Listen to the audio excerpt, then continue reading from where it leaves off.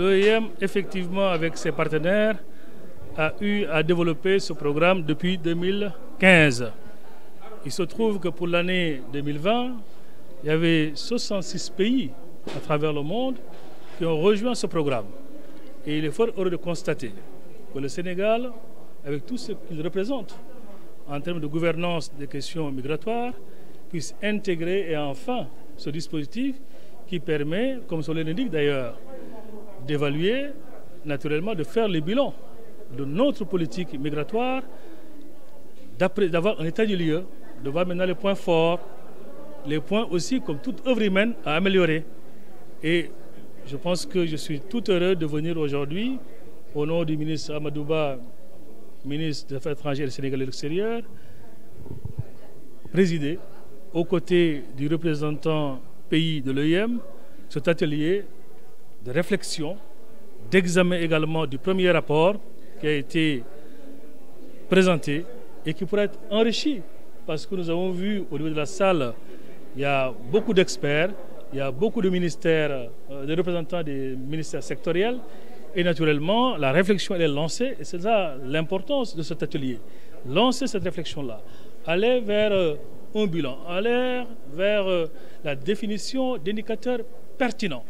Et ils sont au nombre de 90, donc il y aura un tour d'horizon qui sera fait sur toute notre politique et comme je l'ai dit une fois de plus, d'avoir un état des lieux qui pourra nous servir de consolider, d'affiner davantage certaines politiques publiques sur la thématique migratoire et de voir aussi les axes d'amélioration où il faudra, dans le cadre de la relance, mettre l'accent de manière à ce que notre pays puisse continuer à être cité parmi les pays qui allient à la fois migration, gouvernance et développement. Dans ce domaine, il y a beaucoup de choses qui ont été faites dans ce domaine au Sénégal. Mais comme je dis, la réflexion elle doit continuer. Nous sommes dans une dynamique d'amélioration continue.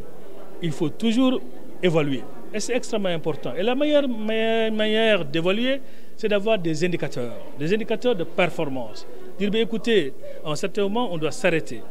Regarder de manière froide ce qui a été fait, capitaliser les bonnes pratiques, voir aussi de l'autre côté ce que d'autres pays comme nous ont eu à faire et qui aujourd'hui est constitué ou bien constitue des points forts, comment nous on peut s'approprier, consolider naturellement tous ces points forts et comme je l'ai dit une fois de plus aussi, voir les axes d'amélioration. Mais ce travail doit être un travail inclusif, participatif. Et je pense qu'avec la présentation, on a vu effectivement il y a pas mal de points et des points extrêmement importants de notre politique qui n'ont pas été intégrés. Et c'est la raison pour laquelle j'ai dit on ne va pas se presser pour aller à une validation. On va prendre le temps, partager le maximum, intégrer toutes les questions pertinentes, intégrer tous les acquis, toutes les politiques qui ont été mises en œuvre depuis et ça nous permet naturellement de donner un document qui reflète la situation réelle du Sénégal. Et je pense que les acteurs sont d'accord sur ce processus et je pense que nous pouvons espérer que très prochainement, il y aura un autre atelier et entre-temps maintenant, les techniciens, les experts vont travailler à enrichir le document.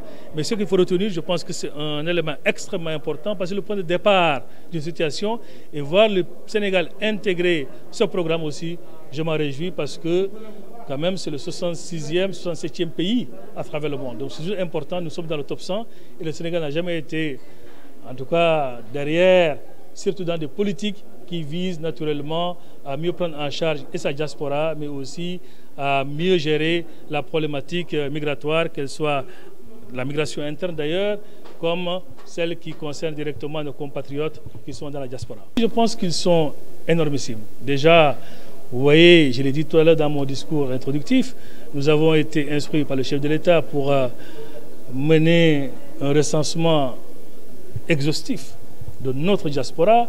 Récemment, dans le cadre de la pandémie de la Covid-19, le chef de l'État a bien voulu mettre une enveloppe de 12 milliards 500 millions à la disposition de cette vaillante diaspora. Nous sommes en train de faire le rapport.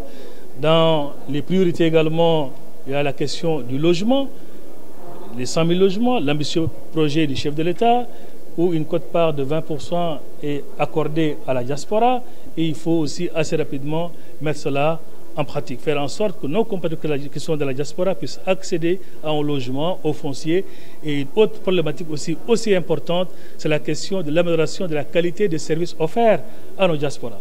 Aller vers beaucoup plus de numérisation, beaucoup plus de digitalisation, beaucoup plus de aller vers, en tout cas, comme je peux l'exprimer, faire en sorte que nous puissions aller vers ce qu'on appelle les e-consulats et les consulats mobiles. Que nos compatriotes puissent rester chez eux et disposer de documents administratifs ou consulaires sans pour autant effectuer forcément le déplacement. Donc tout cela, ce sont des grandes thématiques. Aller aussi vers la réorientation des investissements vers le secteur productif qui crée de la richesse et de la valeur. Donc là aussi, ce sont des enseignements que nous devons tirer du Covid. Nous avons une diaspora qui est riche, qui est variée. Nous avons une diaspora aussi qui envoie beaucoup de ressources au Sénégal. Et donc, nous devons les aider pour réorienter ces ressources vers le secteur productif. Donc, entre autres défis, parce que ce n'est pas exhaustif, mais je pense que, naturellement, nous travaillons sur ces axes, parce que notre objectif, l'objectif du chef de l'État, c'est d'avoir une diaspora épanouie. Des efforts à faire.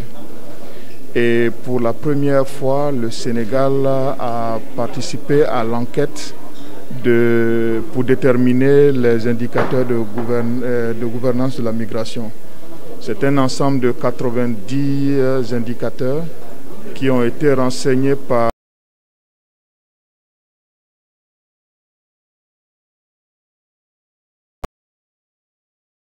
qui a été fait de collecte d'informations.